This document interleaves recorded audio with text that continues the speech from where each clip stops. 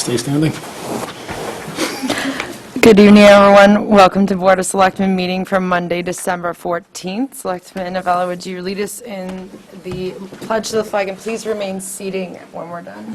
I mean, standing, not seating. I pledge allegiance to the flag of the United States of America and to the republic for which it stands, one nation, under God, indivisible, with liberty and justice for all. Please be advised that Massachusetts Governor Charlie Baker has ordered that the United States flag and the Commonwealth flag be lowered to half-staff at all state buildings from sunrise until sunset on Saturday, December 12, 2015, in honor of Sergeant Robert Dakin of the United States Army, who is listed as missing in action while fighting the enemy in North Korea on December 12, 1950, and later declared killed in action. The sergeant will be buried with full military honors on December 12, 2015.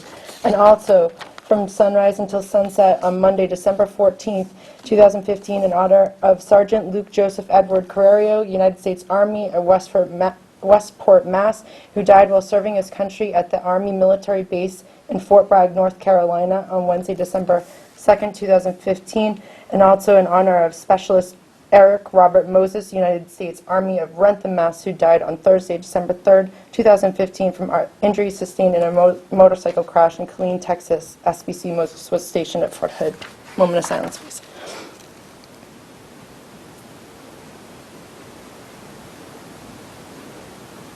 Thank you.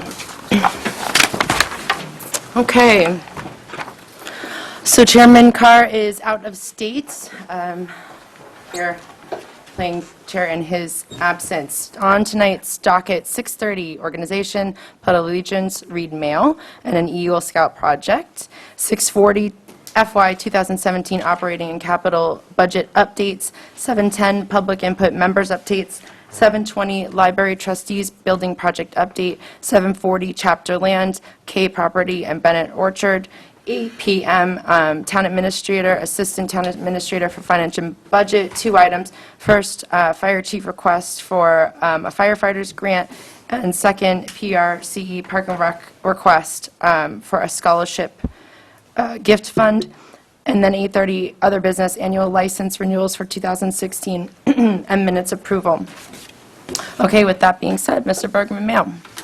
Thank you, Madam Chair. The first item is an invitation from the school department to an open house for the LHS Bistro, and that open house is this Wednesday, the 16th of December, from 9:30 a.m. to 1:30 p.m. at Littleton High School. Also in the packet is the notice that we received last Friday from the Department of Revenue approving the tax rates for fiscal year 2016, and included in the packet is a tax rate recap form. And then the last item in your packet, I'll defer to our Chief of Police to introduce Eagle Scout Donald Long, who's here to talk to us about his project. Evening, Madam Chair. This is a great night for Littleton PD again. We were able to team up with Donald. We talked to Donald early summer about possible projects. We'd always like to pair up with the Eagle Scouts during a project, and we discussed doing an obstacle course out in the rear of the police station, which has always been where we've typically done some sort of an obstacle course for the student academy, after which Donald has attended, and we decided that not only we incorporate the student academy, we would incorporate the PAT part of the physical aptitude test, which is to be able to get on law enforcement, to have to qualify. The firefighters also have to do a lot of the same standards. And also now with the K9, we were going to make it so movable that it basically becomes a it's not just set up for one thing. So it's going to get us not only our adults, our younger men and women of the town, but also our our four-legged friend also training. So with that, I'll let Donald kind of take you through what he's been looking at, what we're kind of looking at doing. Some of it's still a work in project or work, moving forward. Donald? Right. Just before I begin, I'd like to pass Thank out you. these packets. It's got pictures of That's pretty good. different obstacles. Thanks, Tom. Thank you.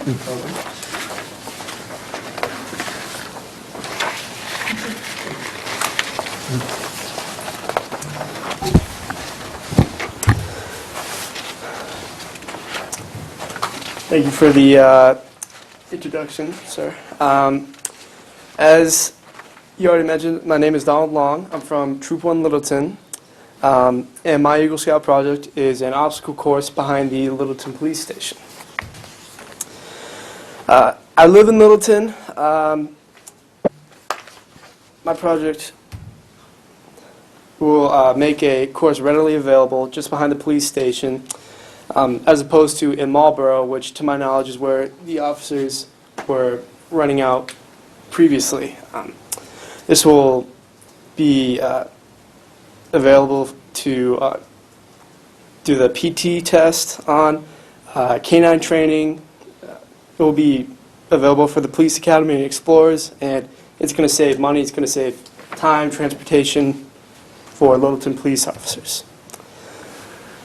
Some of the tricky measurements, materials for this course, the only major construction that's going to be going on is telephone poles, and to put a telephone pole in the ground for an obstacle, it's going to need to go 3 or 4 feet in the ground, as well as what's sticking out. And to do that, there obviously needs to be a dig safe.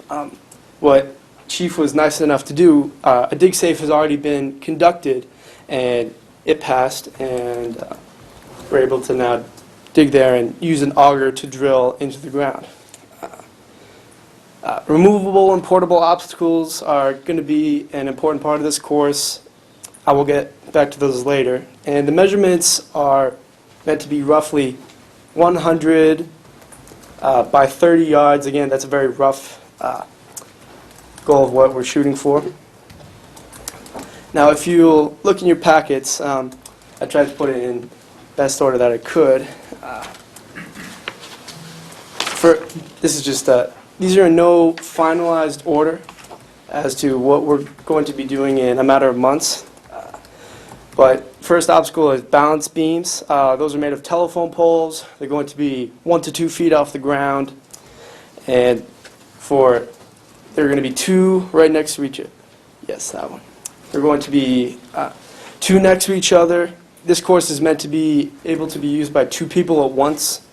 In case in the summer the police academy wants to do maybe a race or a time challenge. The next obstacle, if you turn your page, you will see a net. This is used for the officers to crawl under. It's going to be, again, 1 to 2 feet high, or at least so it's somewhat difficult to crawl under.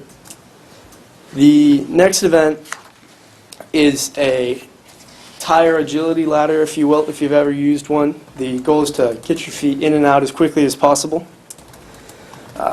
This is meant to be a movable obstacle, so it can be moved around wherever the officers desire it to be.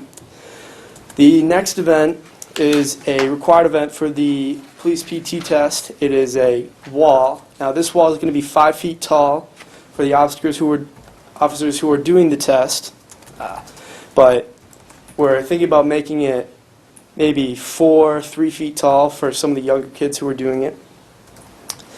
The next event you will see is a over-under course. This is for the officers. They need to go under it, then they need to go over it, and the shorter poles are to go under, and the taller ones are to go over, as a challenging change of pace for the officers who are going through. The next event you will see is the tire flip. Well, with me and Officer Landry, who I've been working on this project with for a matter of months now, we're going to get multiple tires. That's the goal for this obstacle for the younger kids who obviously might not be able to lift as much as the older officers going through this course. The next obstacle you'll see is a window. Now, this is a required event for the police PT test. This will be a movable Of course, we're hoping to get it constructed inside and then moved outside possibly. Next event is a dummy drag. The goal of the dummy drag is to drag a dummy across a required distance for the officers. It's going to be most likely the last event, and then that leads into the trigger pull test, which is not shown in this packet. The trigger pull test, that will be most likely just for the officers doing the PT test, as it's requiring a real pistol and pulling the trigger in a set amount of time. Now, there are a few obstacles that have yet to be determined. Monkey bars are kind of tricky because they take a very long time to build, and it's hard to find ones that have already been made. And the next one that we're considering doing is stepping poles, where you try to step on them and not fall down. It's the opposite of the tire net, which is the third picture in the packet. Now, all these courses, all these events are designed to be used with a K-9 unit. I understand that K-9 events are meant to be are a priority in Littleton right now, and as we go through the process, we're going to try to make this as K-9 accessible as possible. That's all the events and all the information that I have. Are there any questions? Board members. I'll ask you a question, Donald. As far as the poles being planted in the ground, under the understanding that you've been able to solicit some aid from one of the local... Yes, from Comments? the Littleton Electric Light Department. The poles are actually already at the station. The Electric Light Department has been generous enough to donate the poles Great. to the course. So they're already there. We just need the auger to drill the holes in the ground.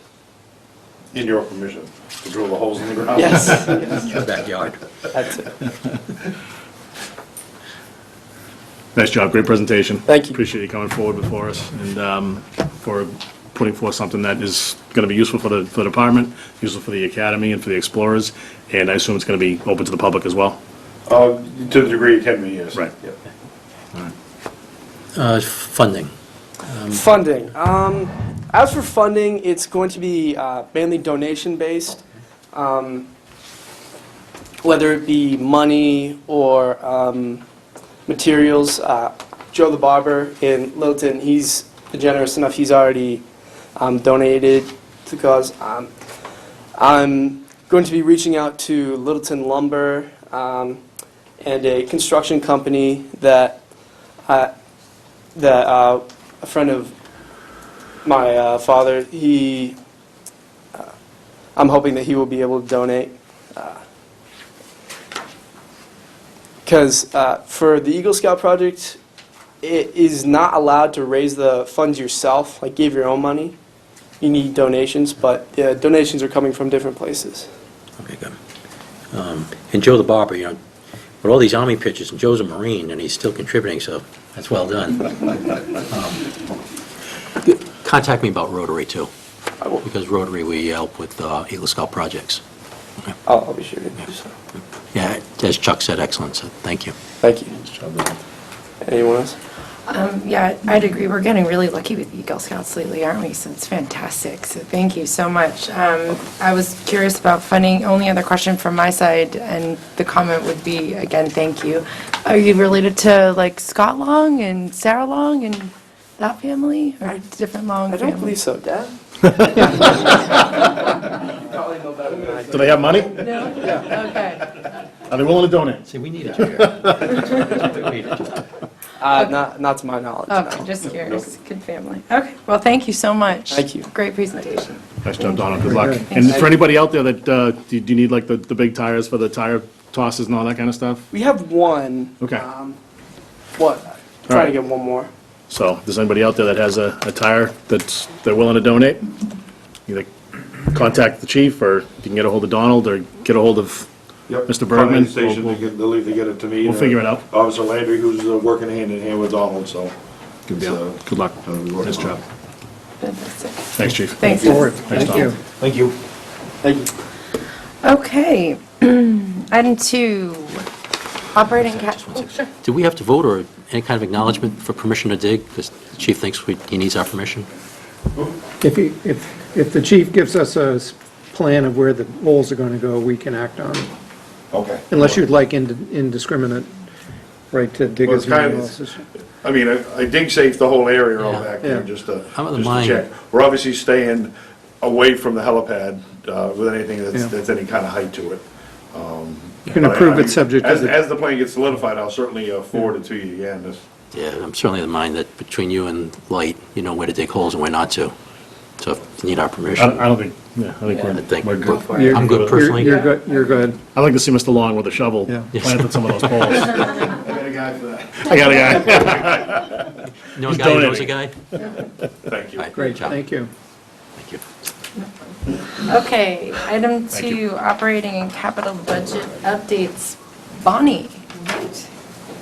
So I'm here to just give you an update on the status of the operating budget for fiscal 2017 as being drafted.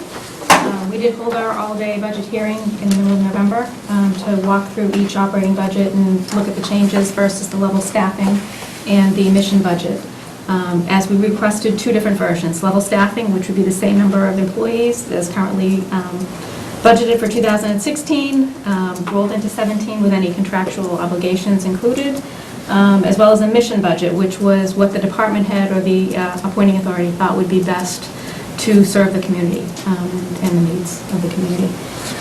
So we have those budgets, and basically on the, I'll walk through the level staffing. What we have based on the current projections available for 2017 is $1.8 million in additional available funds, or a 4.2% increase in available resources for expenditure. That's basically between new growth and the 2.5% increase.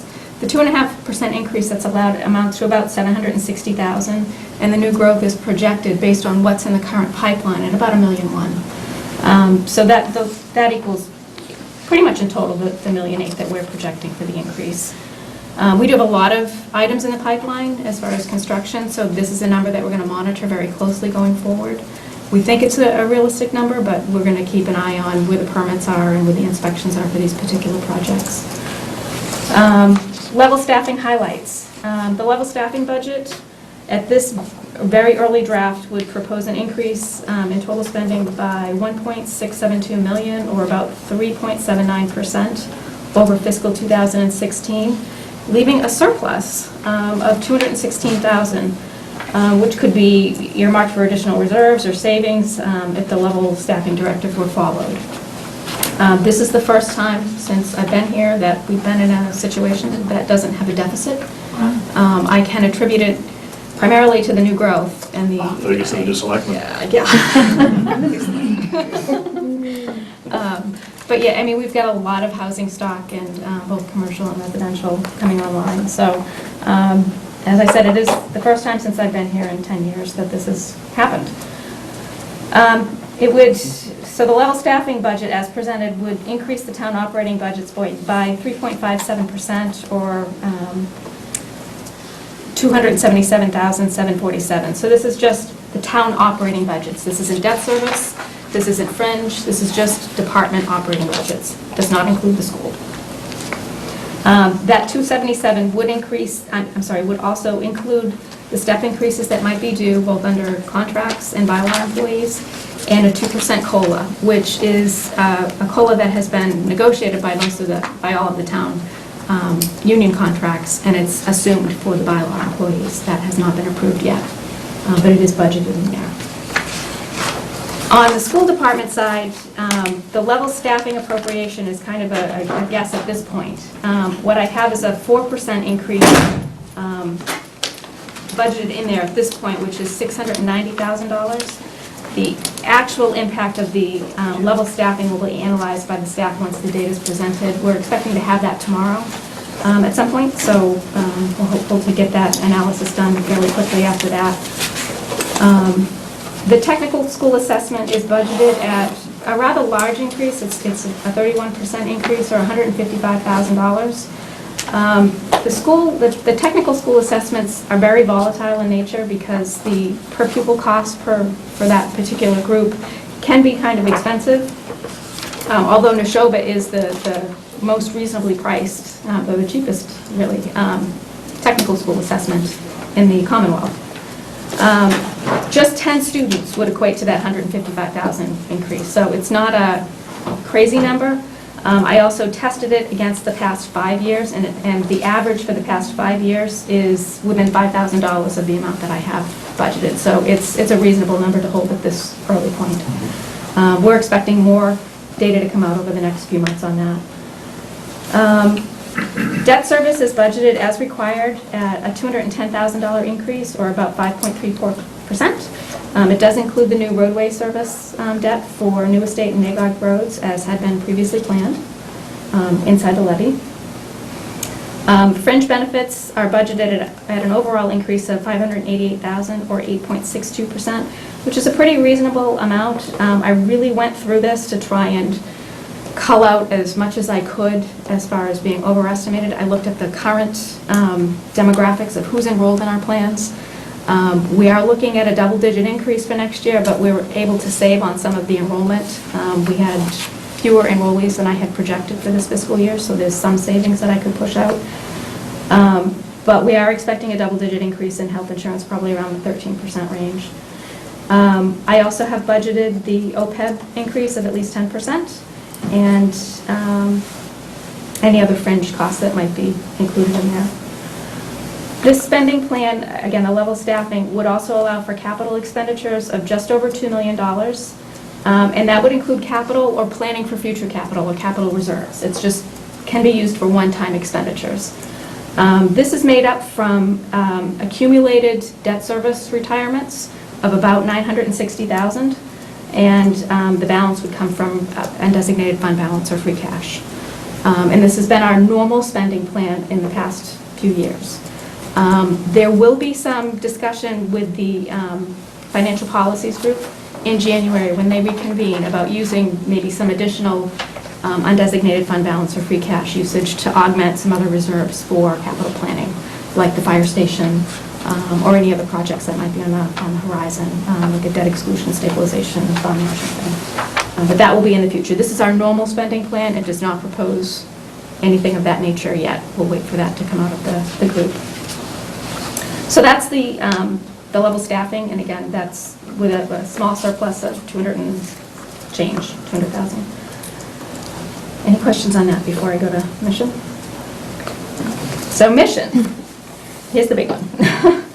The mission budget, as requested, represents a spending plan increase of $3.4 million, or 7.85% over fiscal 2016. If this spending plan were inactive, it would be enacted. It would be resulting in a deficit of about $1.5 million or $1.490 million. So as such, isn't sustainable in total.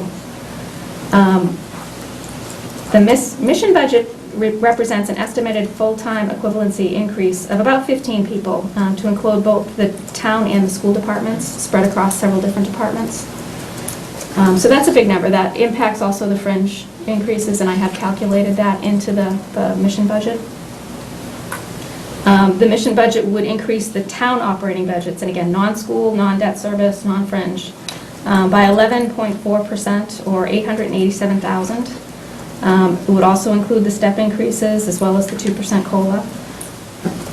The school department did make their budget presentation, and I did include that in this version, and that is $1,248,000 in the appropriation increase, or 7.23%. That increase would cover the steps and lanes and COLAs for the LEA teachers, the addition of, it looks like 2 teaching positions, other increases in SPED, both in and out of district costs and transportation, and other associated increase, as discussed at the meeting in November. So when I calculated all of the staffing increases and other increases, the fringe benefits needed to be adjusted to account for any of the new staffing additions, and as such would increase by $867,000, or 12.7% over fiscal 2016. So that would cover increases to OPEB, health insurance estimates, any Medicare increases that need to be paid for staffing. Other charges would increase to support a $268,000 larger appropriation for roadway repairs, which was requested in the mission budget under the Highway Department, just to address the increasing nature of our roadway demands. This spending plan would continue the practice of allowing for capital expenditures of just over $2 million, again, for capital or capital reserves, under our financial policies. So that's the difference between the two in summary. And again, the mission budget isn't sustainable. It's showing up with $1.4 million deficit, but still, under the level staffing, it's a much better scenario than we've had in prior years. So what I did is looked out over the next 5 years to see where our problems start to arise. And if I take the level staffing budget, so it's an assumption, but if I take the level staffing budget and roll it out over the next 5 years, I wanted to see where the deficits would start to appear. And those start in fiscal 20 and 21 going forward. Again, that's a rosy comparison compared to prior years where I've had deficits in almost every year, or actually in every year. Again, it's because of what we have in the pipeline for new growth and projects online. So we'll have to keep monitoring that and keep watching it to see any changes. Other budgetary topics. We haven't discussed the use of school reserves, which would include generally school choice and circuit breaker funds for 2017. They do look pretty consistent compared to prior years. The school department reserves for those particular accounts ended in 2015 with just over $1.3 million in balances. It was proposed to use just over $1 million of that, or almost $1.1 million of that, in fiscal 2016. So we'll have to see where that actually lands, whether it's higher than the $1.1 million that they planned or lower. But there was about a $250,000 buffer planned in there. For fiscal this fiscal year, which we would normally get the monies in 1 year and spend the following year so that we know what we're spending. It's estimating that we'll get about $1.2 million or $1.266 million between those two accounts in revenue this year.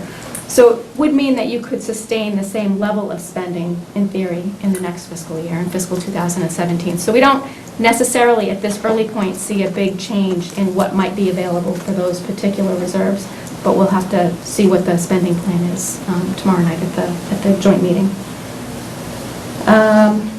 We're doing some conservative revenues in other accounts, other than the new growth and the levy projections.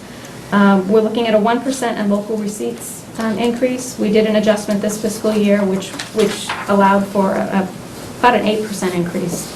So I want to make sure that that's sustainable before we plan anything else for next year. 0% growth factor in school state aid and in town state aid. Our state aid has been relatively flat the last few years. And while they might project an increase, the actual increase from 15 to 16 was down. We lost about $30,000 in net revenues between all the state aid accounts. So it's pretty flat. I'm not hearing any, murmurings of big increases for next year or anything really at this point.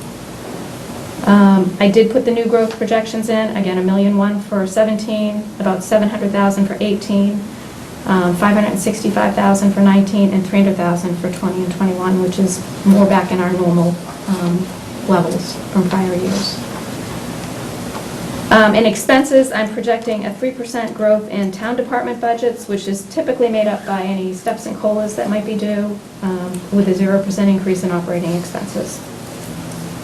I'm projecting a 3.1% growth in school appropriations starting in years 18 through 21. I do have a 4% in there for 17, as I mentioned before. And about a 10.5% growth in fringe or employee benefit costs going forward, which has been fairly typical. So with that, the structural deficits appear in fiscal 20 starting at $327,000 and continue through 21 at $978,000. So we'll have to work on bridging that gap as we go forward. And I know that those are, that 978 is a large number, but again, at this early juncture, I think it's a more positive outlook than I've had in previous years. It's not a fantastic outlook, but it's more stable. The other things that we're watching going forward is, we do have a few items that are in play. The main one is the stormwater management with that new MS4 permit that's coming out for next year. We don't know what the cost of that is going to be and how that is going to be funded at this early juncture. We're going to speak about that in January, I believe. So it's on our list of things to talk about with the Light and Water Commissioners, and we're working with their staff right now to develop our best estimate of what the cost would be, and then a proposed funding mechanism. The other thing of discussion with the Light and Water Commissioners is the pilot and IT support services. Currently, Light and Water supports the town by, in one of the ways, by pilot or payment in lieu of taxes. And of that, we received $760,000 in total. That goes into the town's operating revenues and is appropriated for whatever use the town sees fit. The Light and Water Department is looking to make some changes in how they deal with their IT needs, and they're looking to outsource some of those needs, which the town would be obligated to pay our share of that because currently that's supported by staff.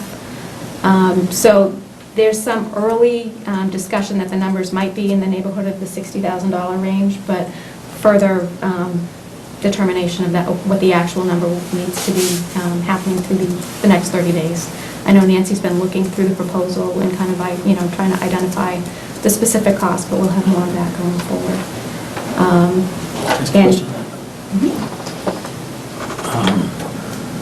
So Light and Water may take some actions that'll cause the town to expend more money, or It will cause the town to spend more money. How we deal with that will have to be a discussion with the Light and Water Department.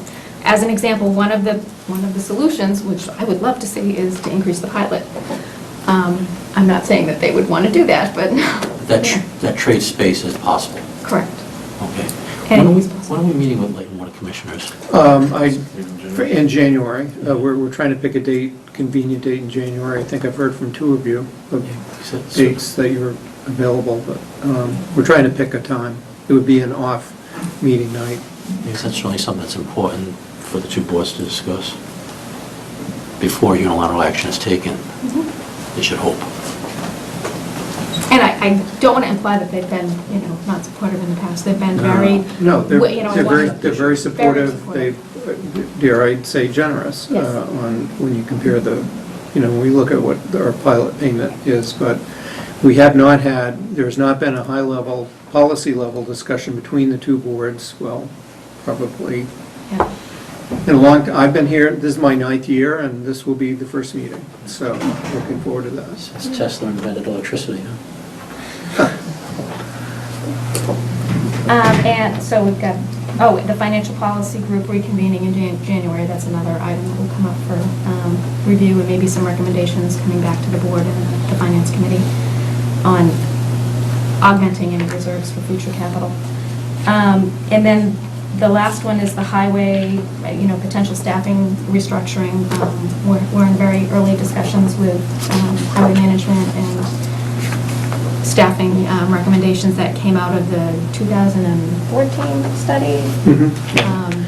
So we're trying to figure out, how to make the rubber meet the road with those recommendations. And we're looking at, now that the stormwater issue is on the table, and since what many other communities are doing to address stormwater requires a PE on staff, that we're looking at what that might look like here, whether it's within highway or whether it's within Light and Water, and we're a contract for the service, but that's part of what we're looking at with the highway and Light and Water over the next month. So those are the outliers and variables that we know at this point. Good. Any other questions? So there's no other surprises that... Not that I've kind seen of- yet, but... No, I really appreciate the effort that you put into this. It's very concise and tells the story. Appreciate it. And tomorrow night, there'll be a PowerPoint presentation to go along with it, so. Yeah, we'll get into the meat of it. It's a new growth of spikes, and we see a steady Absolutely. decline This in is the upcoming years. This is the largest I've ever seen it since. Yeah, I think, at least as long as I've been around too, personally. I mentioned this last week, but I certainly would like us to explore the possibility of not collecting to the levy and have that discussion. And if we decide to do it, we'll have done it, with copy the thought behind it, whereas it just happening because we can. So I think it's important we pay a bit more attention to that going forward. Given this spike, and maybe this is the year to, FY17 being the year, that we don't maybe tax all the way to the levy. At least have a conversation with the FinCom and others. Absolutely. I think one of the other options I wanted to explore, at least for tomorrow night, is if that were a desire, an option to be presented, we could raise the full levy, take this for an example, say it's the $216,000 that we have, we could use that to pay down some of the excluded debt, which would give the taxpayers a break in that year for that. Yeah, the possible permutations are many. Right, there's a lot. And it's important that whatever agreement is reached include the schools as well as the finance committee, because you could decide here that you're going to cut, you're not going to spend up to a level, but that it doesn't end here. Well, the discussion tomorrow includes Yes. the school committee, they'll be present along with FinCom. Yes, Yes, so. it's to be a joint meeting of all three. And that's only if it's the level staffing budget, right? Because if you look at the mission budget, we're Yeah, you'd have there's to, no, Yeah. you'd have to get a second job. Yeah, we have to. No, thank you. Yeah, excellent job. Thank you, Bonnie, both in strategically thinking as well as detailed, doing some number checking and letting us know what the wild cards are. Thank you very much. No problem. Look forward to tomorrow night. Okay, good. So that brings us to public and member input and updates. So public input, does anyone have any comments from the public? Okie dokie. Member updates. We'll start down this, seems to be my default way to on the go. left, huh? Flipping the dice. I don't have anything to bring forward tonight. Did it all last week. Okay. Thank you. Let's move on. Now, I just say Happy Hanukkah, Merry Christmas, Holidays are here. Happy Holidays.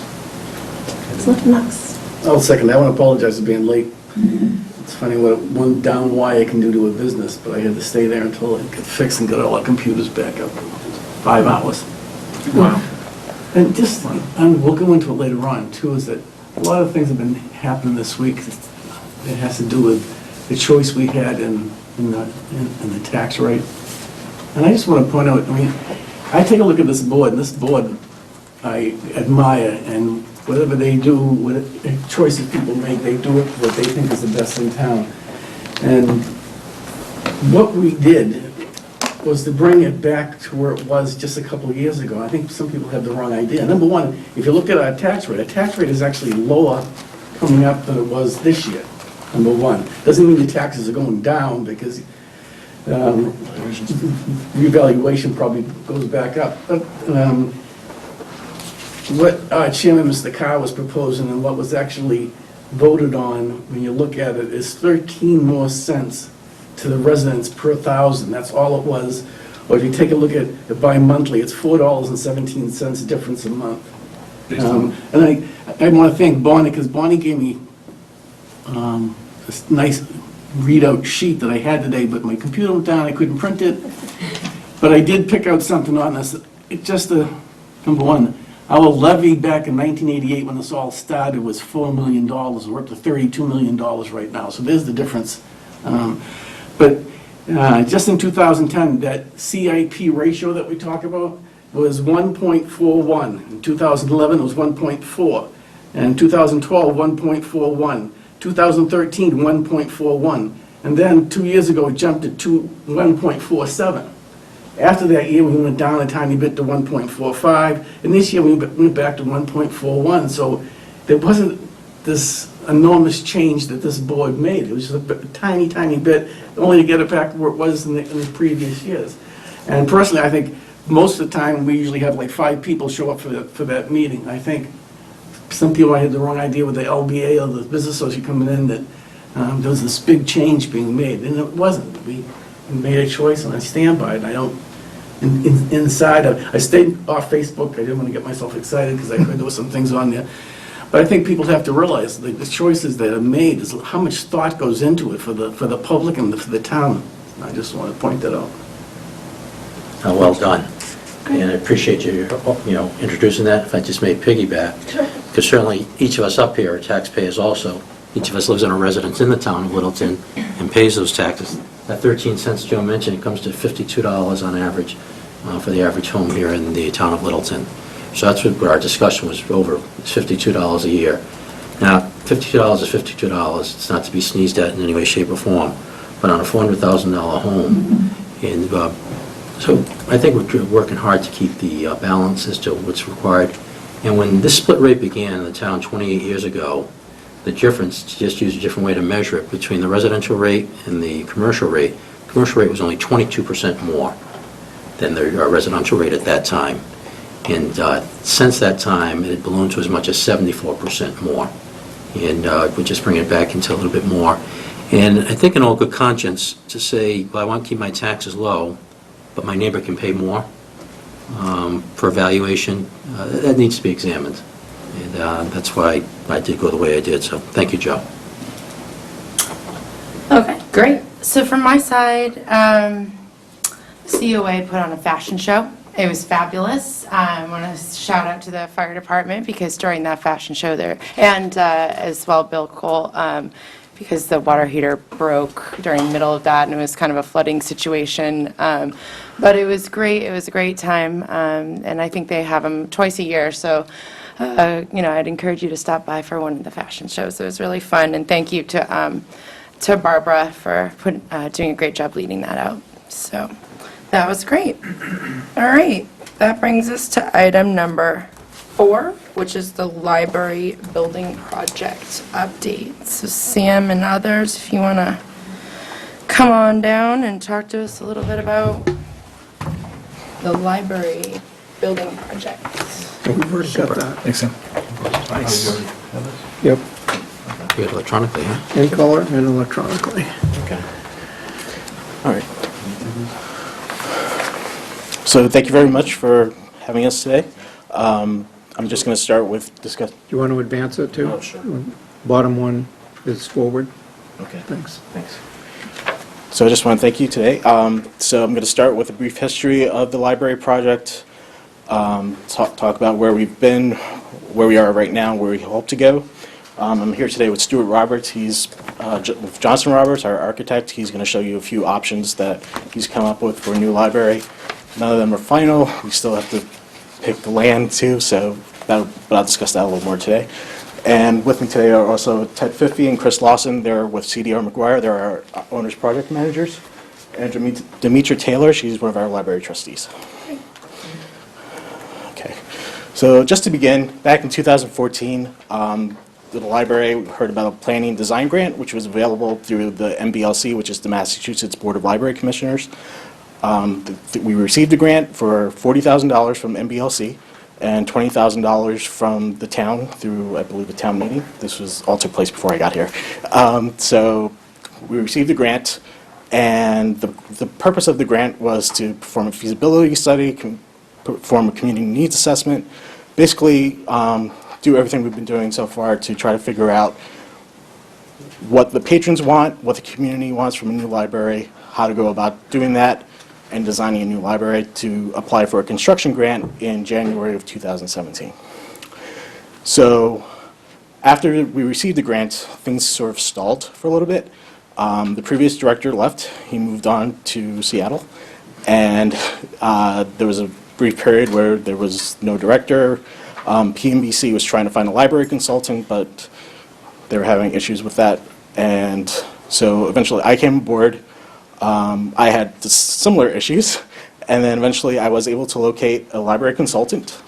The consultant was Martin Dermody with Dermody Architects. He was hired back in April of 2015. He completed a community needs assessment and basically performed focus groups, interviewed staff, Keith, a few of the trustees, other people, and surveyed them to figure out what they would like from a new library. So what a lot of patrons said was that there was poor access in the library for people with disabilities. The stacks were too narrow. You can't really fit a a wheelchair through them. They're not really ADA compliant. As you may or may not know, we share the elevator with the town, and due to security concerns, we have to use a key for it. So if patrons want to access either the ground floor or the third floor, they have to visit the CERC desk, get a key. So that means parents with strollers have to go to the CERC desk first, get a key, go upstairs to the kids' room, and it's not really a good fit for everybody. Patrons have also complained about the height of some of the stacks. Some of the stacks are too high for them to reach or too low for them to reach. Families with young children felt access to the library was poor due to the shared elevator requiring a key. There's limited space for things like programming. The kids' room is pretty crowded as it is right now, so they have to sort of figure out a small space to really fit everybody for things like story time and all the other types of programs they try to do. Many also felt the library could be more attractive. Right now it's a former school, so it kind of looks like a school. It doesn't look like a library. They requested more meeting spaces. Our meeting spaces are used practically every day. The Cooper Room, we have other meeting spaces in the library that outside groups use on a daily basis. There's constantly a need for them. So patrons wanted larger meeting spaces, more group study rooms, more quiet spaces to accommodate all ages and groups. What they liked about the library is our centralized location. They like that we're near the town hall, near COA and Park and Rec. They like, a lot of the seniors like to come over from COA over to the library and utilize our services there. They like that we're in the middle. They like the schools not too far away. Many felt that the library staff were friendly and knowledgeable, but they did want more activities and for the whole family and the community, which unfortunately we can't really do with our current space. Not well, anyway. They also thought that a teen area would be nice with a wall or partition to control sound with a dedicated area for study. So the survey, the demographics of the survey, 76% were female, 24% were male. Age groups were 1% child, 3% teen, 72% adult, and 24% seniors were all involved in this survey that we performed. And 41% of the respondents use the library once or more a week. And that survey and the community needs assessment and the library building program can all be found at this link. And Sam, what was the volume of respondents on that one? Not sure. I can get back to you. Do you have a general sense, like above 50? I think it's close to 200. Okay, thanks. That helps. How many respondents? You asked how many respondents? Yeah. So tonight we'd like to request that the Board of Selectmen vote to establish a library site selection advisory committee. The committee would help us to locate possible sites to build a new library. One of the requirements of the grant is that we have to pick at least 2 sites. So one of the sites can be where we are right now, but we have to choose an additional site. Whether we use it or not, we have to pick another additional site. The schematic design is due to be completed by the summer of 2016. Should we decide on a second site, that would require town approval at a town meeting in November of 2016. And the completed construction grant application will be due to MBLC by January of 2017. So just to give you a little information on the construction grant covers 40 to 50% of the project cost. There are, pretty much everyone gets something. There are multiple rounds. So if we don't make the first round, we get put on a waiting list, and it's all based on need. So, and libraries will put on that waiting list, will receive funds when the state gives the MBOC the funds, basically. Does everybody understand? Yeah. I was going to ask him, and maybe you might get into this, but how do they determine whose need is greater? So there will be 5 people who are previous directors, people who have been through this process already, at least one architect. They will visit the libraries and they will see, okay, do you have enough space? Stuart can probably get into it a little more, but there's you know, They just do as... their own assessment right. of There's- points that are, right. okay. Right. They're independent surveyors. I don't think the MBLC actually decided it's them. The construction grant also covers a certain percentage of land acquisition up to $800,000. It covers things like demolition, plumbing, construction. It won't cover things like furniture, computers, or to move the library to a new site if we do decide to renovate our current space. So just to give you an idea of our existing library space, the ground floor is about 5,755 square feet. The main floor is 6,603 square feet, and the third floor, the children's room, is 2,819 for a total of about 15,000. That breaks it down a little more by area. Library entrance is 627 square feet, and so on. So now I'll turn it over to Stuart. Thank you. I'm Stu Roberts from Johnson Roberts Associates. What I'm going to show you is really what we went through with the trustees about a week ago, but I'm going to do it very quickly because if I didn't, we'd be here for an hour. Perfect. But if you have any questions and want more detail, please stop me and get into it.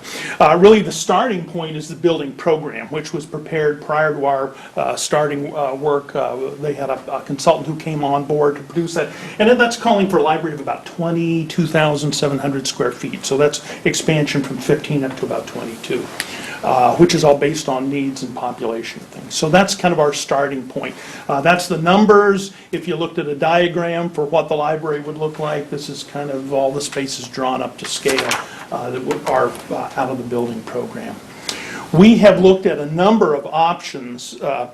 We're really in the first phase of the design work, which is really the site selection. So once we determine where the library is going to go, there'll be a lot more design work, and we'll get into it in detail and do cost estimates and do all the things that are necessary for the grant. But right now, we're really looking at what the options are for where the library could go. Obviously, we've got the existing site, with which is obviously shared with the town hall. You know about the shared parking, all of the issues on site. There's a little bit of wetlands that are located out the back, which you are probably aware of. But there's a potential for developing either an expansion of the existing library or a new library on this site. So we start with, these are the plans of the existing library. We had the original construction documents and all the documents from subsequent renovations, which we're using as the basis for our planning.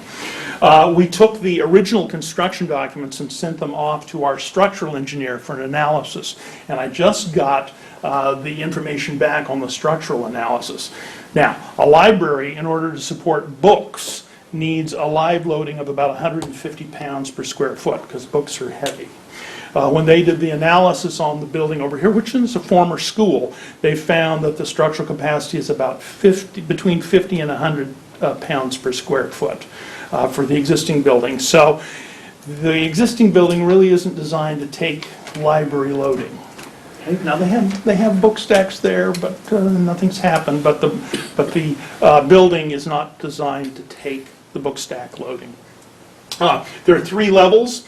We have some issues when we look at it. The floor-to-floor heights aren't as great as we'd like in terms of fitting mechanical systems in and various things. But we have come up with a couple of options for how you might add on to the existing building. So first option we call option A, and that's to do an addition which would go out the back of the building. We'll also look at some additions that might go out the front. Going out the back, this is an impact obviously on the parking out the back of the building, but it's probably easier to add on to the back of the building than the front of the building. As we get into the plans, I'm not going to go into these in detail, but basically what we've done is we've done the additions to the back, and in this one, the plan is really that it's now a 2-level library, and we've got all the book stacks are located, well, we have some in the existing building and some in the new construction as well. So this was done prior to our finding out about the structural capacity.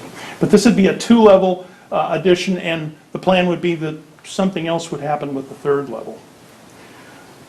Okay, there's another option which would be a 3-level addition, right? And it looks something like this. So the We would expand mainly out on the lower level and less on the second floor and on the top floor to get us up to the square footage that we need to lay it out. So it's feasible, but not ideal, I think, is probably the conclusion looking at these two options for additions.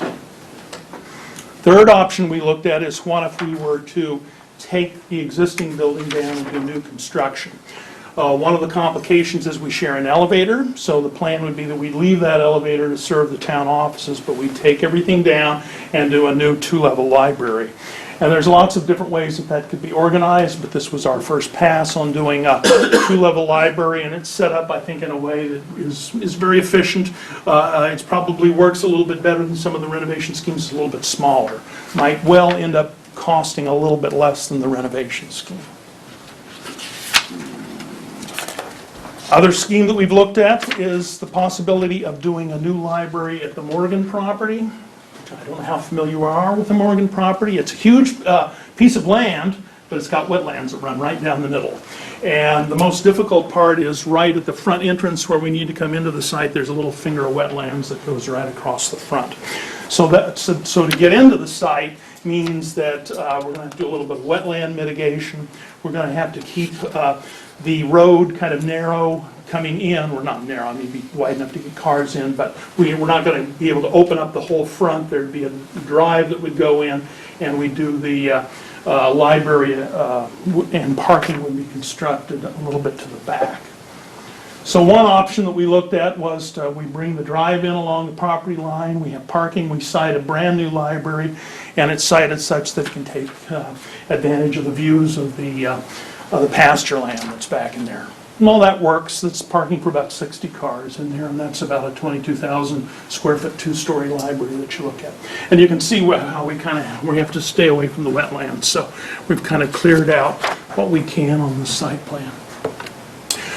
We also took a look at another alternative plan, which was the idea here was to try to get the building as close up to the street.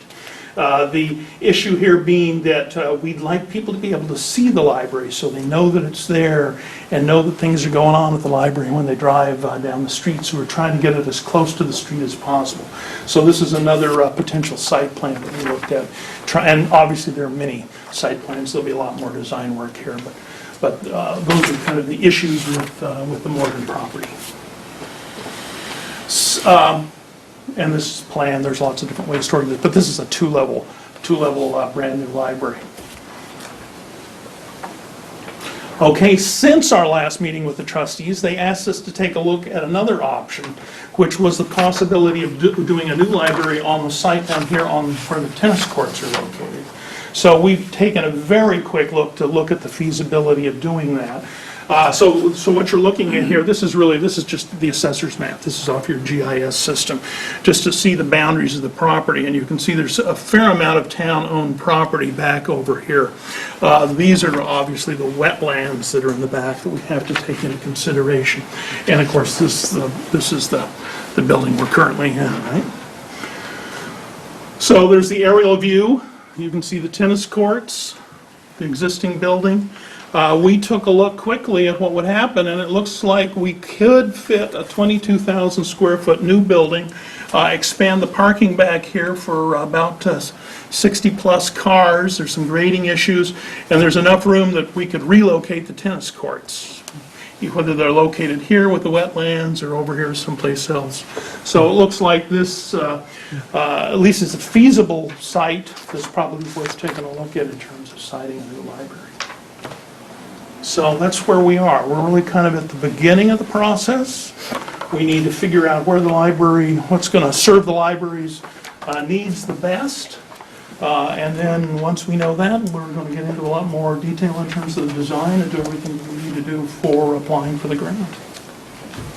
So like I said, moving forward, we'd like to create a committee which would be advisory to the trustees, to you, made up of members of the trustees, library staff. We'd love to have one of you on it too, PMDC.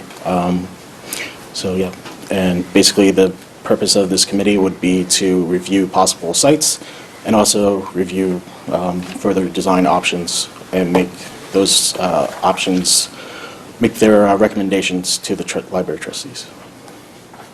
Any questions? I have mine going way back to the survey, just through my own ignorance.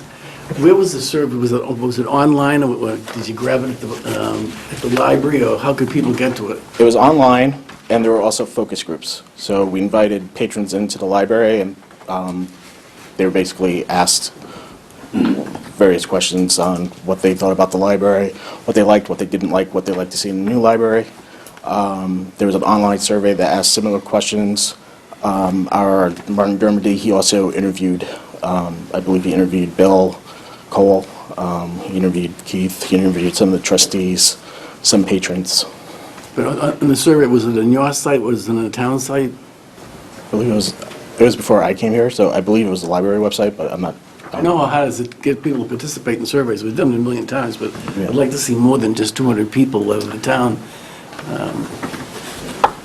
I concur. Give their ideas. Maybe through the site selection committee, that could be one of their charges, is to re-engage with the community at large and gather more information that way. You're right.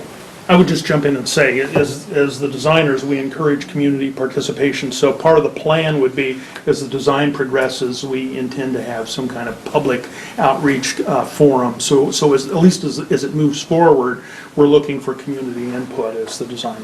Yeah, the only caution, and that's all it is, caution is sometimes getting that proverbial horse in front of, cart in front of the horse.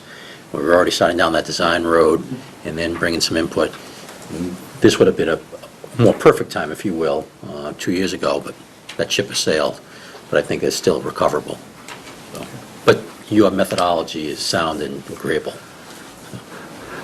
Any other questions?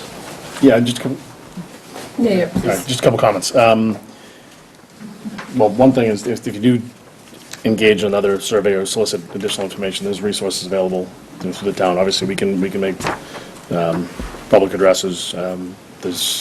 You can do inserts with some of the bills that go up from, whether it's the town or Light and Water or whatever.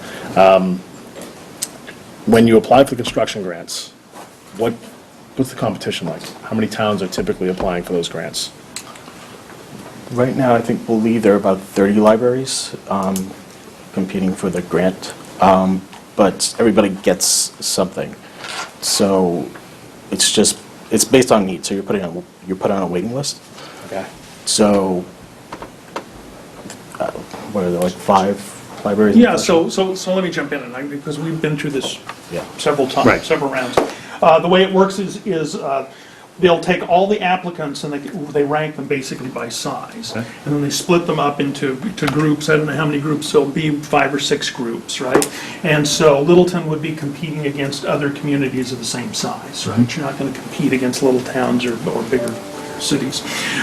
Once they do that, there'll probably be, I don't know, probably 4 or 5 libraries in that particular group. And the group that was mentioned, that has all the librarians and various people who review it, they look at it, what they're really looking at is at the need, how much you need it, and how well the proposal meets the need. And then based on those things, they have a bunch of criteria that they look at. They'll rank all the libraries in their group. Then they go through and they start and they take the smallest library, right? And then the next biggest one, and the next biggest, the number one from each one of those groups, and when they work through them, they start through again. So that creates a ranked list.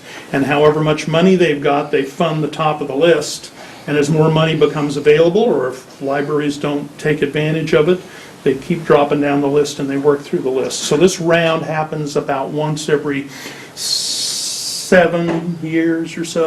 So once you're on that list, you're on there for 7 years. Once you could be on there for 7 years, you your number might be up at the top, might not be. So you don't know when it's going to happen, but you'd be on the list, and they basically work down the list. When your number's up and you've got your money, they give you 6 months to come up with the town's portion of the funding. 6 months. Okay. So historically, would you say that 5 libraries a year have been funded? Or? It's been something like about five a year, yeah. I would say that's probably just about right, yeah. Appreciate all the effort put into all the different designs, to give us some perspective. One thing I will say about the potential of the tennis courts, if we're looking to do something where it's visible from the street, I think that's me, I apologize. I think you're getting further away from the street and hiding it a little bit more, and by placing the tennis courts down and back. I like the fact that you're not just getting rid of the tennis courts, you're proposing replacing them. There's some pretty rough terrain there. There's some Yes. topography that might create some challenges, so I don't know as far as positioning there. There's a lot of real estate there, but they might be able to do some different plans. Some sites, just to throw some ideas out there, and I don't know what type of footprint you need in order to do what we're looking at doing, but there are some pieces of property in town that could potentially come available. One of which is Indian Hill, and nobody knows when, but there's the potential that could be a potential site. And I keep bringing this up in front of this board, but 12 Robinson Road, which is right behind Colonial Gardens, where Subway is, that road that goes down behind there, there's an old farm home there, and there's a pretty big parcel of land right there, and that piece of property is for sale right now. So if there's something where if we were to qualify, probably too far away, but there's pieces of property like that do come up. So I'd just say when you're driving around, take a look around. And maybe work with a realtor in town and see if there's any property that we could keep an eye on. Earmark, if you see a piece of property that you think library would be awesome if it was right there next to Donovan's, for instance. So not saying that there is a piece of property next to Donovan's available, but if you see some property that might be a perfect place for a library, take a look at it, and let's keep an eye on it and keep it on our radar. Okay, thank you. For the selection committee, I'd say before we take action tonight, we have a specific proposal as to the number of people and the population of that committee. And perhaps maybe work with the town administrator for some suggestions. You mentioned PMBC, some members of the trustees, that actually consider public at large also. And then we advertise, and the town administrator has a very good process on how to get committees populated. And then we can take it up for action to vote on it. Sounds good. One last thing, if you could get us a copy of the survey, it's a form that we could pass out so we see what it looked like. Sure. Be good. Okay, just a couple of things from my side. Thanks very much for the information and update, first of all. I two things, and they're both about, well, I won't say that. So two things. First one, I'd like to get a little bit more of a concrete feeling on what problems you're trying to solve and how severe they are. Meaning, a survey comes back and we say we want more meeting rooms. That's all really good feedback, but then I hear something like we have load-bearing problems, and these two things are very different problems in severity. So I'd just like to see kind of, here's what we're trying to do, and here's the relative priority, because then what I'm thinking in my mind is how do your options then solve those problems and solve the most critical versus the not most critical. And it's not totally clear to me I see the list of improvement areas, I totally get that, but are they, which ones are kind of a wish list, like, yeah, they really wanted this, versus which ones do we really need to address? So that'd be great. The other thing is, I know that, kind of back to the point about coming up with the rest of the funds, there's a price tag associated to all of this, and I know Bonnie has kind of already taken a look at what our situation is in the near term and what we can kind of handle, and it's, there's a conversation we need to have there, right? We've got the fire station on deck and a lot of other things, and, not a huge surplus right now when we're looking at budget. So we've got to kind of talk about what that means in terms of where you fit. But I certainly would agree with the feasibility team, or whatever it was called, sorry, the library site selection team. My apologies. So. Maybe we could even ask the question, since we're here, just in terms of, and I'll put up for a moment what Bonnie had done as a financial analysis, assuming a cost of plugging in $8 million for the project, half of which might be borne by the town, $4 million. If those numbers are wrong, we should change the assumptions, but what we did here was to show, this is our current debt in red and green, that's our current debt, it's declining. We are proposing to add a fire station as the next item. And if we added a $4 million local share library on top of that, the resulting debt service would be this. Just by way of comparison, though it has, the reason why we're undertaking the fire station later rather than sooner, because the fire station's been ready to go for a couple of years, but we made the policy decision that it couldn't go until we had enough retiring debt to be able to take on new debt. That's why that was the standard for the fire station. If that were the standard for the library as well, then Bonnie's indicated we couldn't take on new debt for a project until fiscal '24, the first full year of debt, which would mean a 2020 start date for design and construction. Now, if that's what it looks like locally, how does it look like if there's only a library project, funding project, every 7 years from the state? How do we fit into this sort of a continuum of somewhere between here and here is the sweet spot that the town could be able to afford it? Now, how do we get plugged in? How do we get rated low enough so that we don't get it in the first Exactly. year, but maybe we get it by the third or fourth year? So, It's hard to say. You certainly are not the only community that I've come across who would rather be at the bottom of the list than at the top of the list, because there are advantages, there are advantages to both, depending on your situation. it's all a matter of timing. It's all a matter of for us, timing, and they will give you 6 months, Yeah. once you have the grant. Yeah. So the timing is a little bit, out of your control. But, so I don't know what to tell you. 'Cause Well, you could be at the top, you could be at the bottom. I think that it simply frames what will be those are the rules of the game and the rules of engagement, and those are important issues that we will need to take into consideration as we consider this. It may be that and we will find out as we do public outreach and as we have a committee that deals with site alternatives, that's an opportunity for us to find out how the community feels about how soon we need a new library or not. And am I also hearing that from the more recent work about the structural analysis of the building, and that the building was not built to handle books? Does that mean that it's a tear down and a rebuild even at the current location is a tear down and a rebuild? It certainly points us in that direction, I Yeah. think, yes. Yeah. Okay. Okay, and with that in mind, maybe the last thing I'd leave you with is just thinking about short-term versus long-term.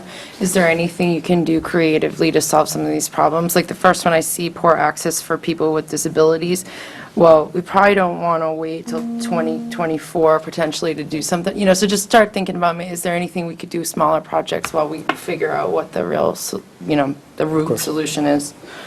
But thank you very much. Could I mention, there was one other issue I thought that Sam had raised when we met with staff, and it was very, very helpful, and that is that if you're going to a new location, and or if you're building a new building, that where you put the library during construction is a critical question. Where's the temporary quarters for the library during construction? And whatever the answer is, it is not grant eligible. So just to be aware of that complication as well.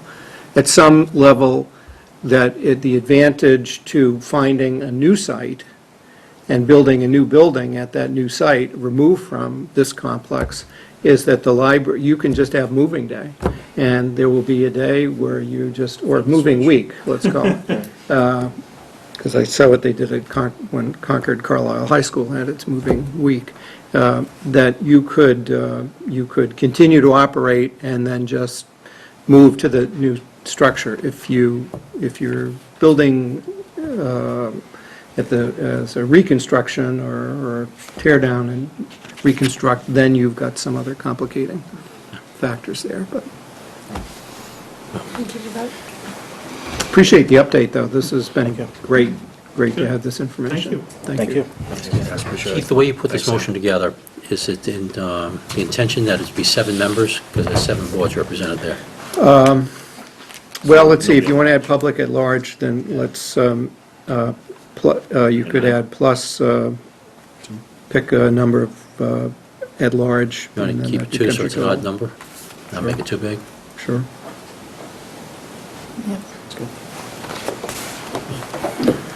Works, please. Move that the Board of Selectmen vote to establish a library site selection advisory committee to advise library trustees on potential sites for a new library facility for consideration and its feasibility study of options, with membership thereon to include members from the library trustees, PMBC, Board of Selectmen, Planning Board, Board of Health, Conservation Commission, Finance Committee, and 2 residents selected at large, Second. selected by said boards.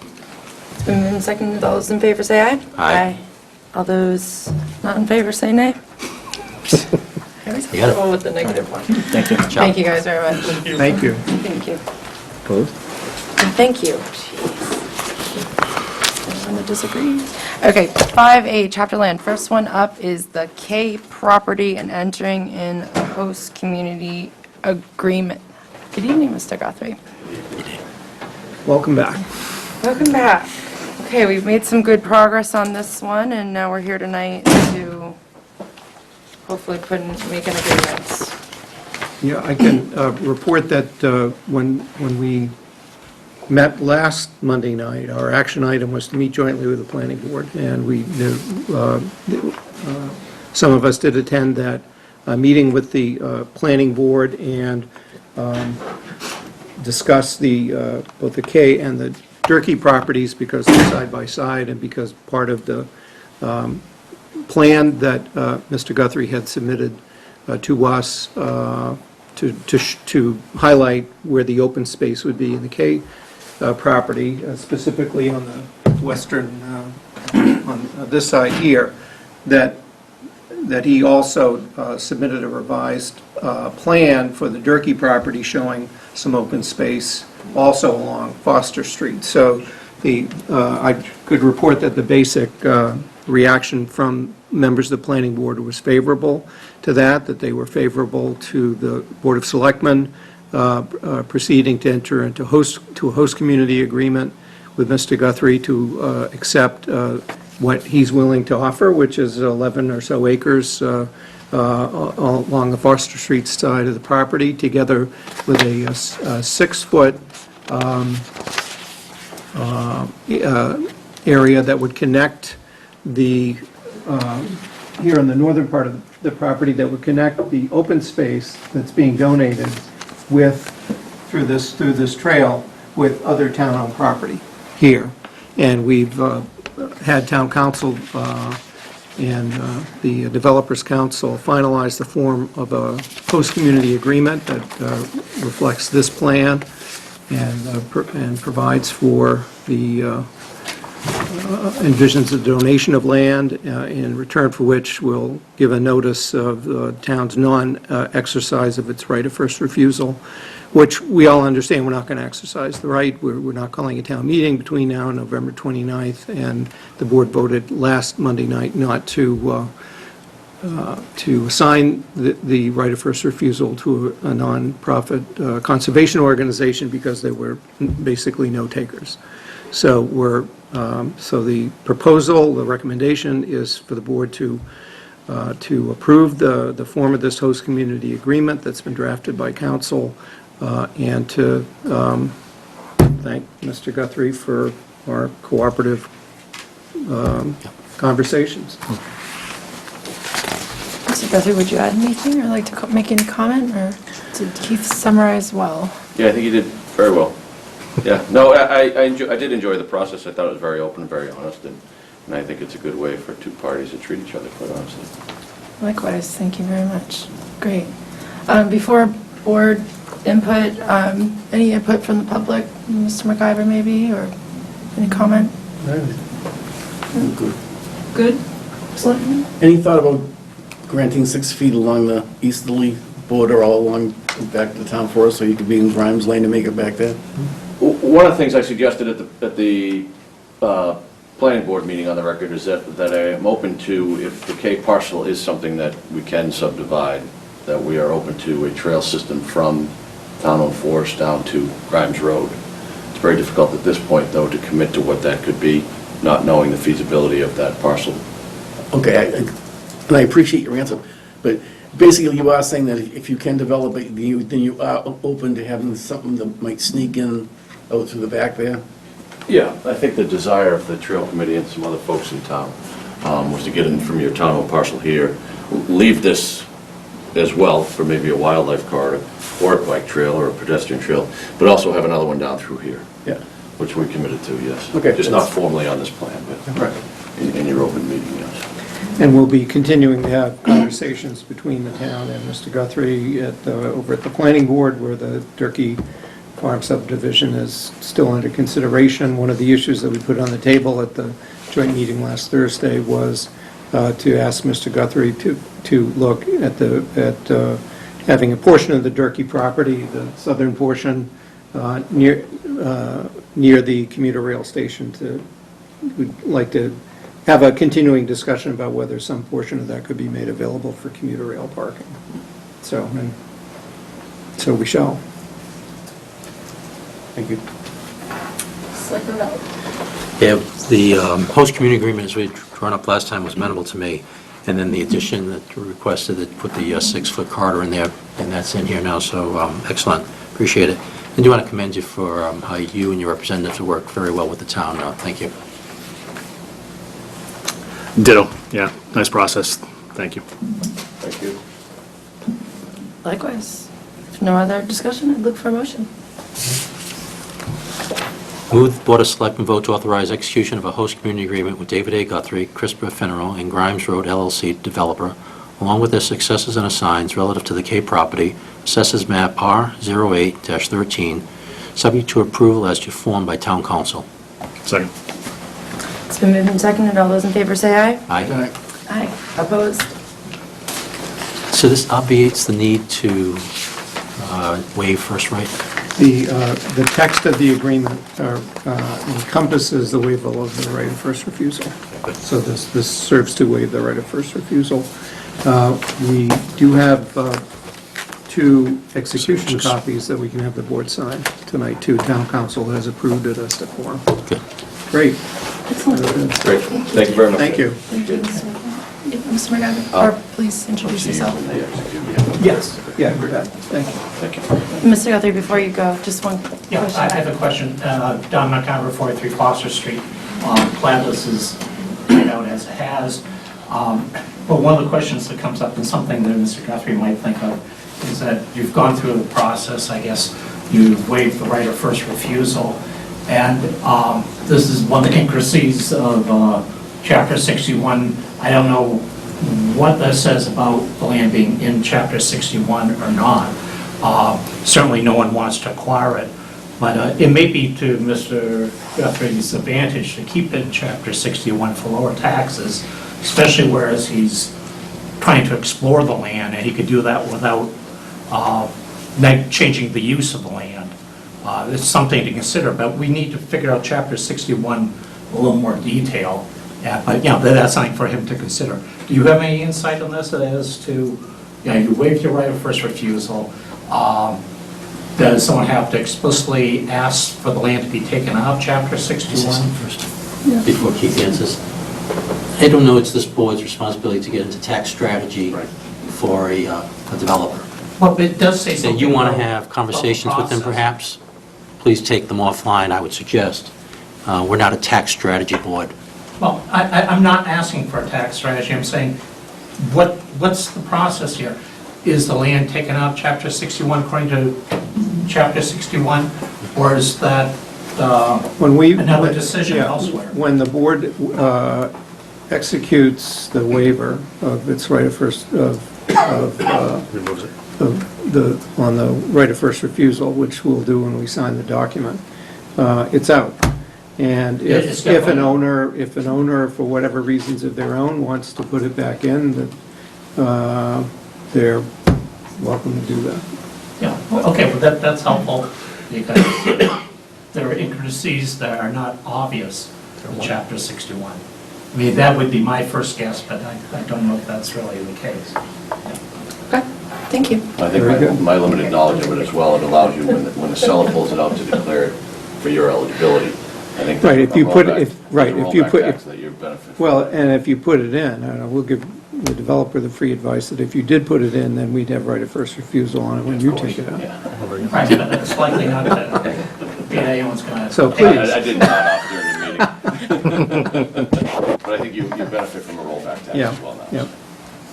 Great, thank you. Thank you again. Thanks again. All right, 7B Bennett Orchard lots. Lot less. And could I just thank Joe Hawkins, too, for the attorney for the seller. Yes, That thank we you. really appreciate all of his participation and the Tate family on this project. So thanks, thank you, Joe. Thank you. Okay. That'd be. Bennett Orchard, Part B. Kate? This is a request we received from Attorney Alphen, and this is I think at least the second time that we've seen lots from this subdivision. Back in June, we had a request for a waiver of right of first refusal for lots 6 and 7 of the Bennett Orchard subdivision. The request tonight is for a similar waiver for lots 1 and 2, which total 2.6 acres, bona fide offer of $380,000. We've had about half a dozen requests like this over the last couple of years, where we've had 2 lots for somewhere between, $200,000 and $300,000 or so, and each time we made the determination that we're to waive the right of first refusal. They're not high on the priority list for acquisition compared to other lots in town, and that we are, and therefore would not call a town meeting to seek to acquire them. Okay, good. Discussion, board members, any thoughts, questions, comments, concerns? No, these lots are right off Oak Hill Road. It's not part of the part that's being built yet. No, Chuck? No, just what Keith said pretty much summarizes it for me. Yeah. Yep, myself as well. Okay, Me? Just another comment, down by Hanover. You say lots 1 and 2, and yeah, I was on the planning board going through this. I have no idea where lots 1 and 2 are. I have a guess where they are. Well, I've had people come up to me. When there's something that comes up, you should at least specify what street it's on. It could be 3 different streets. There are 7 different parcels owned by the Sandersons. And maybe a parcel ID would help. I mean, this came up before with the K-land, where some people thought it was the 2 1-acre parcels in Grimes Lane versus that large area. There's no way for anyone to really know where this is. The assessors use parcel ID, they have maps. It's pretty obvious, unless you put down the plan that's in the registry.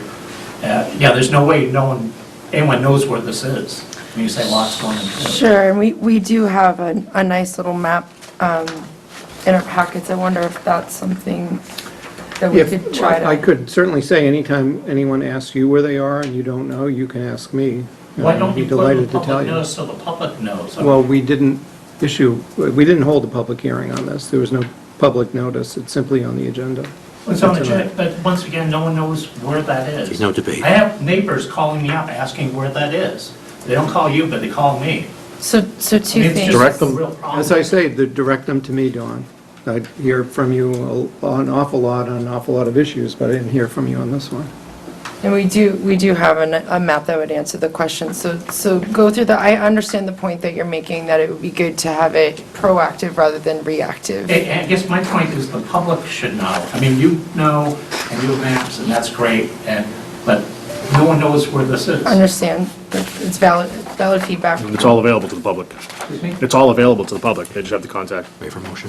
You put it in an agenda so Yeah, they we know, the assessors know, the planning board, conservation commission. So Keith, I'll okay, receive one the last notice. question, and then I look for a motion. So where, if I was not plugged in, where could I find this map? It is on file in all of the offices that I mentioned.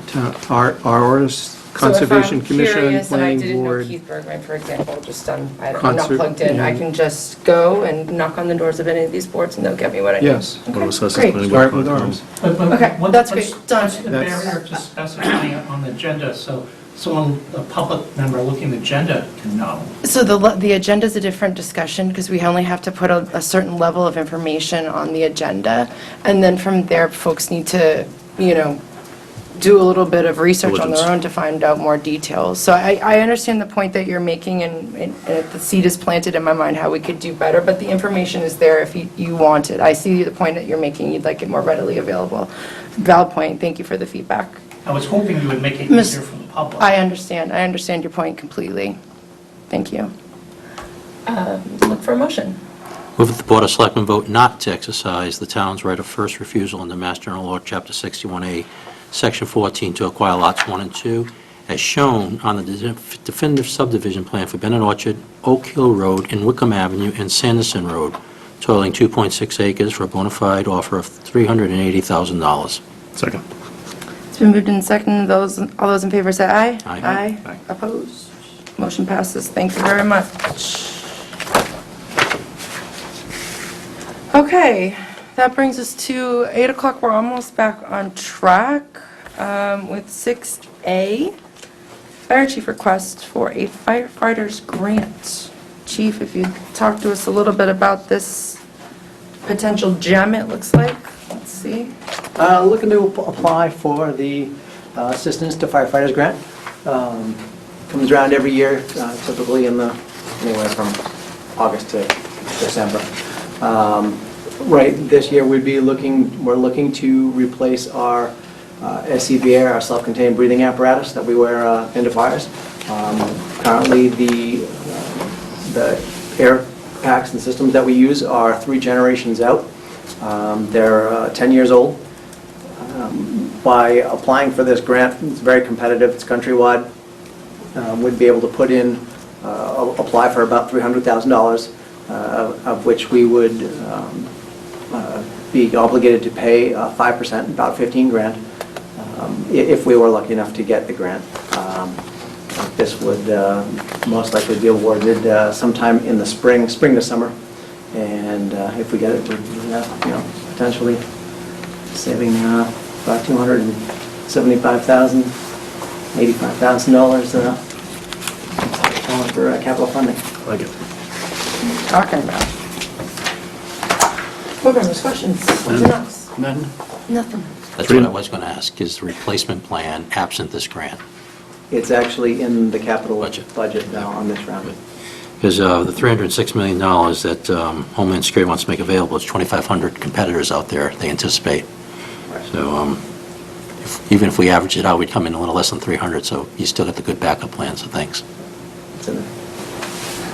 And 300, if I recall from the summit, 300 covers all units, so we're not doing a phased approach, right? Correct, yes, all at once. And the reason that we wouldn't want to phase it in with different units is they come into different renditions. Generations. Different generations, right. And, different safety features, things of that nature.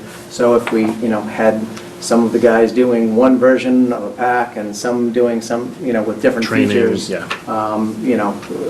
It's much safer if they are all using the exact same piece of equipment, no matter what truck they get on, especially in a fire situation. Agreed. Seems like they are in competition with software manufacturers, though. Every 3 years, a new generation. Pretty much. Well, Scott Packs, they're, 10, 12 years? They're 10 years old. 11 years old. You said 3 generations old. Fantastic. Any other questions? No, we're good. Thanks. Okay. No, none from my side. I just wish you all the luck in the world and hope that we could get that. No other discussion? Move that the Board of Selectmen vote to authorize submission of a grant application to the Federal Emergency Management Administration, FEMA, on its Assistance to Firefighters Grant Act program for $300,000 for replacement of self-contained breathing apparatus, SCBA, the Littleton Fire Department with a local match of $15,000. Second. It's been moved and seconded. All those in favor say aye. Aye. Opposed? Motion passes. Thank you, Chief. Thank Good you. luck. All right, we're doing really good here, and I just realized I feel really bad for Sam in the library update because everyone else, all the other updates are like good news and grants, and they were the one talking about asking for money in the middle of the budget. You know, rock on a hard place. Okay, so next one, Park and Rec. Youth Sports and Camp Scholarship Program Gift Fund, accept Mighty Oak Foundation donation. Oh, Michelle. Oh, hi. Good evening. How's everybody doing? Just standing. So I will try to be relatively brief, but I did put together this little presentation just to be able to give you an idea that, we have put some thought behind it. We have crunched some numbers. We have the chairman and the vice chair from the Parks Board here tonight, and we also have Bobby Crench, who is representing the Mighty Oak Funds here tonight as well. So he approached me about a month ago, maybe a little bit more, talking about what we could do for the youth scholarship program. So we had a discussion about how it currently operates. And through the Mighty Oak Fund, he's been able to really help us out with this situation that we have with the scholarships. So essentially, the purpose that we have for the need is that, as the years are going on, we're seeing that there's an increase for scholarship. We're really lucky that we have a lot of kids that are active in physical activity here in town, which is fantastic. So we want to make sure that this is open to everybody, no matter what their socioeconomic status is. So this is a great way to be able to do that. So let's see, and the last problem that we have been seeing is that there's this scholarship absorption that happens where a lot of the sports organizations may not necessarily have the extra funds on the side to allow for scholarships. So if somebody says, hey, I need help, they'll say, sure, we'll sign up the kid and just kind of absorb that fee. So this way, if we actually have this set up structure, when somebody comes in to ask specifically for a scholarship, we're able to give the funds back so that the sports organizations in town can operate solidly and not have any issues with their budgeting. So that's kind of the main purpose of why. So what we did here, I know it's a little colorful out there, but so to figure out how we were going to split up the costs of what was going to be donated, we looked at what it costs to sign up. Usually this is like the basic to the more advanced levels for each of the sports organizations that we work with at the Parks and Rec office, and also our Camp Tehadawon and swim lessons. So we had the number of participants and the funds that, each of those fees for each of those costs. So from that, we can move on to the scholarships that we actually gave away in 2014 and 2015. So we had 12 that were given away approximately in 2014, and it jumped up to 28, and that's just the sports organization. So that's a 52% increase in just 1 year.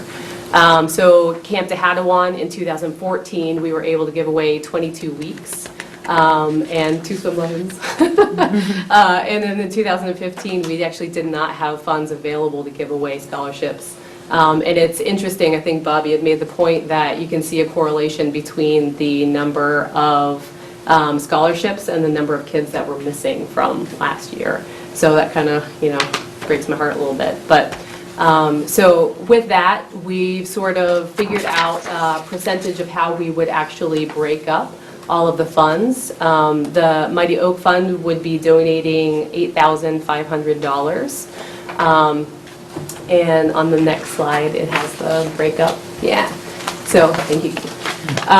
So we would have $4,400 to be designated to sports programs, $3,500 to Camp T, and then $600 left to help out with some of the other rec programs like swim lessons, sail lessons, things like that. We have figured out, how we would want to split up each of the sports organizations, how much they would get in scholarships each year. And then I would work with a representative from the Mighty Oak Fund to figure out what that would be like, each year moving forward. So this is what we're going to be starting with. And we also, so I won't get too much into that. We've already talked about that. We've talked about it with the park commissioners. And then moving forward, if it's approved, accepted, I will contact all the sports organizations and sort of work with them and let them know how the process will work. And then the last is just, the thought of the policies and procedures, how we would move forward with everything. We already have a scholarship application that we have through the Recreation Department that we've been running for many years. So we would stick with that, and that's kind of a sliding scale percentage that has, the amount that the family makes sort of divided by how many people are in the family, and that gives us a percentage scale. So, we would be using all of these, policies and procedures that we've already been using in our previous scholarship applications. But, we would meet on a yearly basis around this time and then go through the same process, to come back and hopefully have you all accept it. So, yeah, any questions, comments, concerns? A quick one. So it's the same award criteria if someone went to Park and Rec today Correct. and applied for a scholarship. Yep. Just have the benefit of Mr. Crench and his foundation subsidizing further to enable more children to take advantage, or more participants to take advantage. Sorry, one more time, could you? So we just have the benefit of Mr. Crench and the Mighty Oak Foundation subsidizing further, because right now it's funded Currently. from registrations and from your budget. Correct. Well, there are some of the sports organizations that choose to absorb that fund, where they would just say, we're going to register this child, and it's just, kind of sort of swept under the rug. And I think you kind of find that happening more than not. Yeah.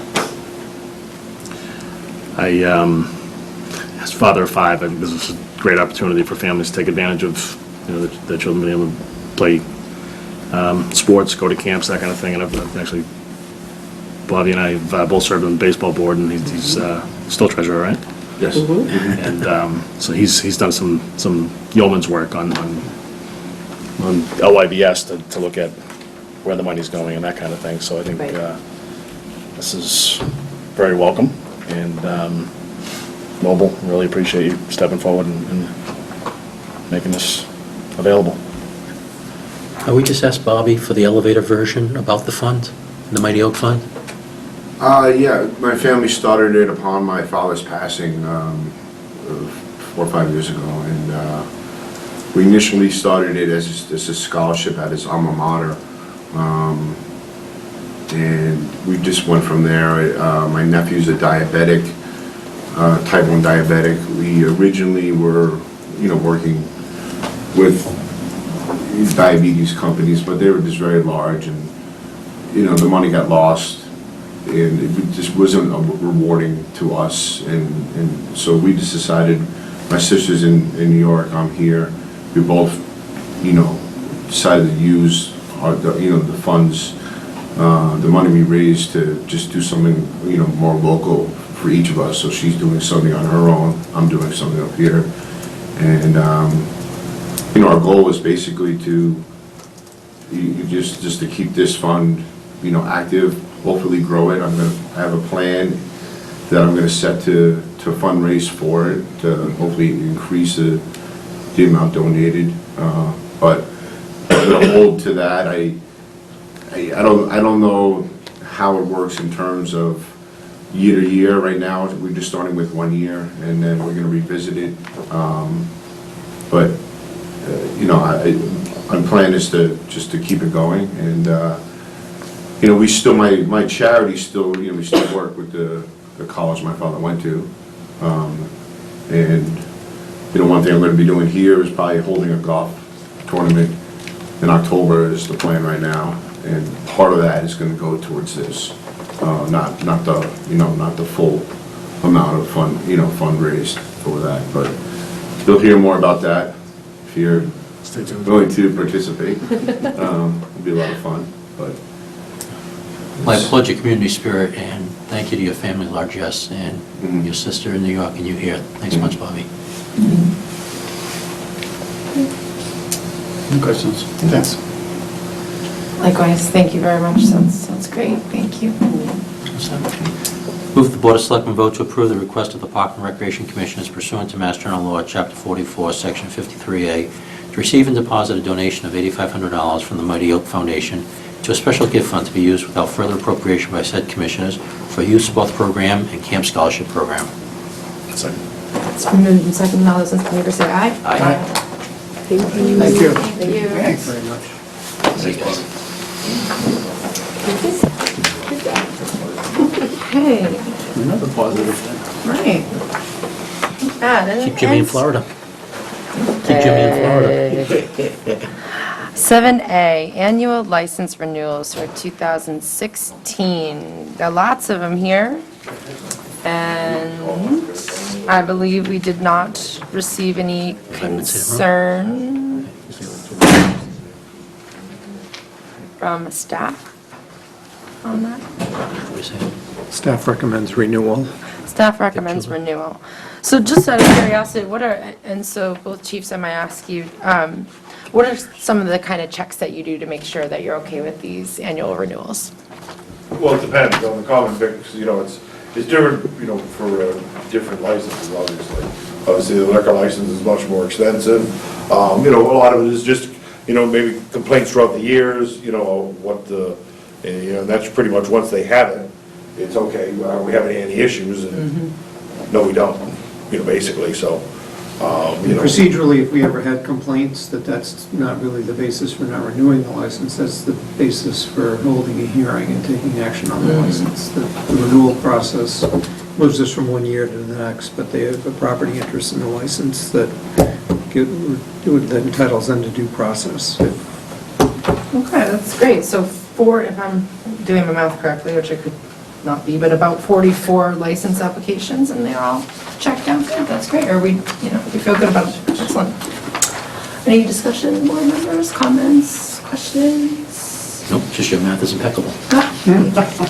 Sure. Just on page 2. Good. Set. I think so. Move the Board of Selectmen vote to approve the annual renewal of licenses for Class 1 and 2 common viculars, automatic amusement devices, entertainment, and lodging house licenses for the calendar year 2016. The list of said licenses to be made a part thereof. Second. It's been moved and seconded. All those in favor say aye. Aye. Opposed? None.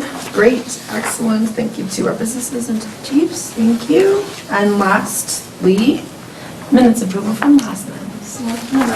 I have to postpone that. Yeah, we All right, that's what's like Still in the works. Okay, then we will postpone minutes approval, I would say. Motion adjourned? Yes. He's gonna stay late.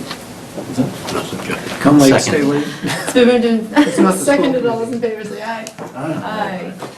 Thank you very much. Merry Christmas. And Merry Christmas. Merry Christmas, everyone. Happy See you tomorrow night. Happy at, holidays. joint meeting.